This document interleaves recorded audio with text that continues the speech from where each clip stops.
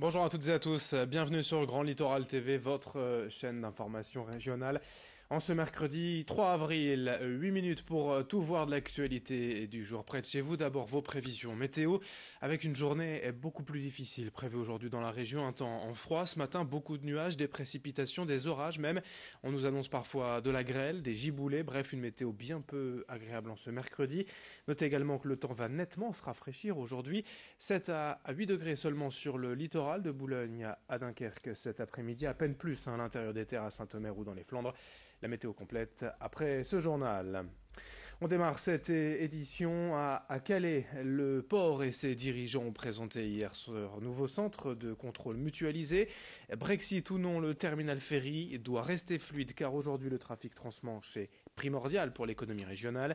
Les dirigeants du port l'ont d'ailleurs assuré hier, quelle que soit l'issue du Brexit, il n'y aura pas de chaos et la circulation des personnes et des marchandises continuera sans encombre. Ce nouveau poste de contrôle au port de Calais comprend un bureau des douanes et le service vétérinaire et phytosanitaire aux frontières.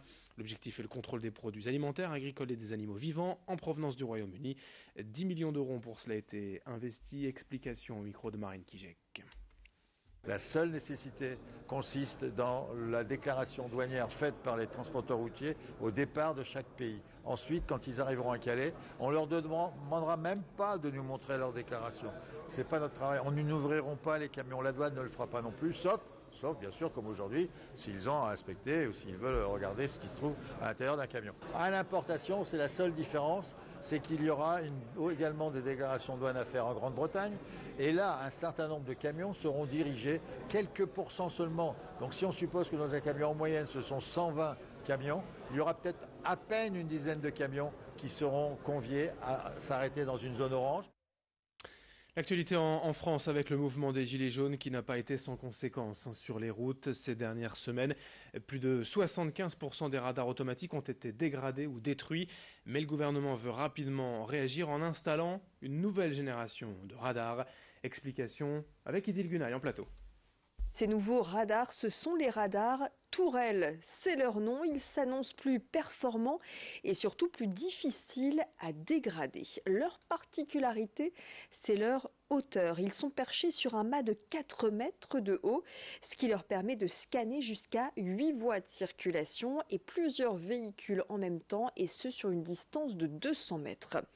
Autre spécificité de ces radars Tourelle, ils sont capables de contrôler non seulement la vitesse, mais aussi le port ou non de la ceinture de sécurité, l'utilisation du téléphone portable au volant, le respect des distances de sécurité ou encore le dépassement par la droite.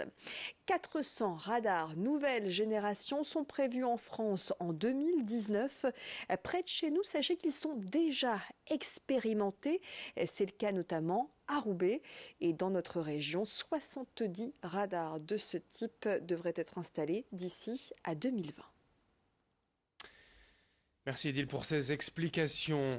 Sur le littoral, le grand angle de la rédaction à la découverte d'un chantier écologique dans l'arrière-pays de Montreuil, des travaux pour la faune et la flore, mais aussi pour la préservation du patrimoine. Reportage signé Louis Caillé. C'est dans la région des Sept Vallées, au sud-est du Touquet, que coule la sinueuse et méandreuse Crécoise. Depuis 5 ans, cette rivière bénéficie de travaux d'aménagement pour rétablir la libre circulation des poissons et des sédiments. À Hautfin, dans le cadre de la restauration de la continuité écologique de la Crécoise, le barrage a été supprimé.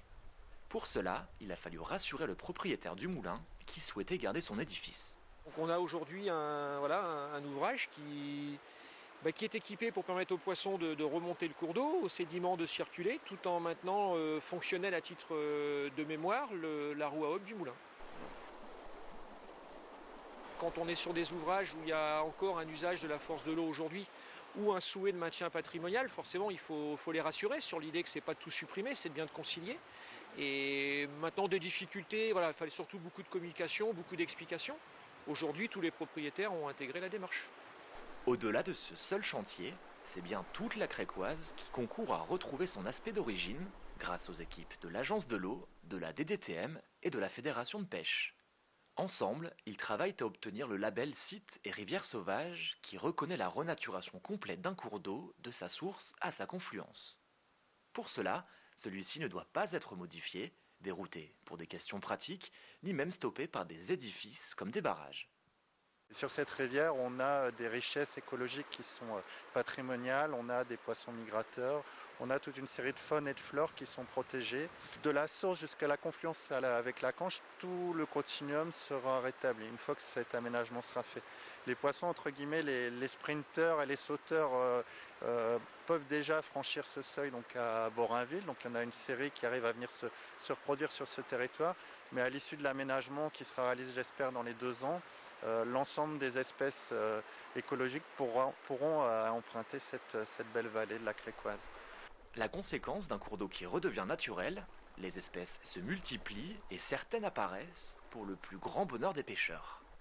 Donc là on retrouve un milieu très fonctionnel, puisqu'en fait on a l'ouverture des barrages en aval, et ici on est en fait sur un secteur pépinière où on trouve principalement de la truite fario, mais depuis 1 an, là on a fait des pêches, des inventaires scientifiques, et on retrouve des tacons, ce sont des jeunes saumons de l'année. Donc c'est quand même un résultat très très significatif, puisque c'est quand même le saumon une espèce patrimoniale pour toute la France en fait, voilà, dans toute la France.